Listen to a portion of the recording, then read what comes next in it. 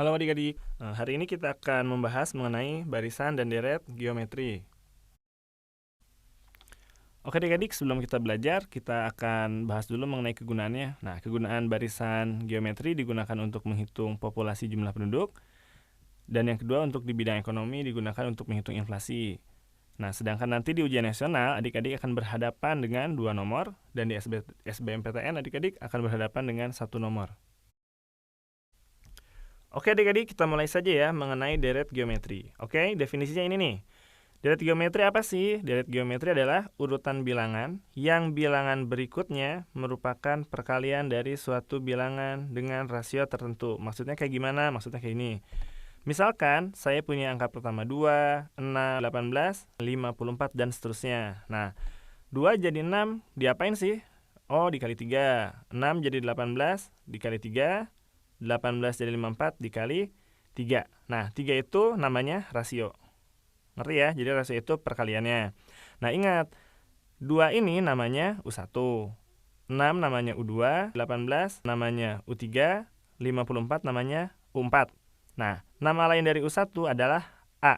Nah, jadi adik-adik sekarang lihat nih. Kamu punya rasionya 3 nih. Nyari 3 gimana sih caranya? Oh, rasio itu simbolnya R kecil ya. Berarti boleh ditulis 6 dibagi 2. Boleh juga 18 dibagi 6. Boleh juga 54 dibagi 18. Berarti kalau kita menggunakan simbol gimana? Menggunakan simbol berarti U2 per U1, U3 per U2, U4 per U3, dan seterusnya. Ngerti ya? Di deret ada rumusnya. Jadi yang pertama kita akan bahas rumus suku ke N dan rumus jumlah suku ke N. Nah, kalau rumus suku ke N gimana sih rumusnya? UN itu rumusnya A dikali R pangkat N min 1. A-nya sebagai suku pertama, R-nya sebagai rasio ya. Nah, yang kedua kamu akan belajar mengenai jumlah suku ke N. Nah, jumlah itu maksudnya gimana? Kalau nanti adik-adik nemuan simbol S1, S1 itu artinya 2 saja. Kalau S2 berarti jumlahkan 2 suku pertama. Artinya gimana? 2-nya ditambah 6. Saya tulis 2 tambah 6. Kalau S3 gimana berarti artinya? Sama definisinya, berarti tinggal 2 tambah 6 tambah 18. Ngerti ya? Nah, ntar adik-adik nemu rumus SN-nya. SN itu rumusnya A dikali R pangkat N min 1 per R min 1.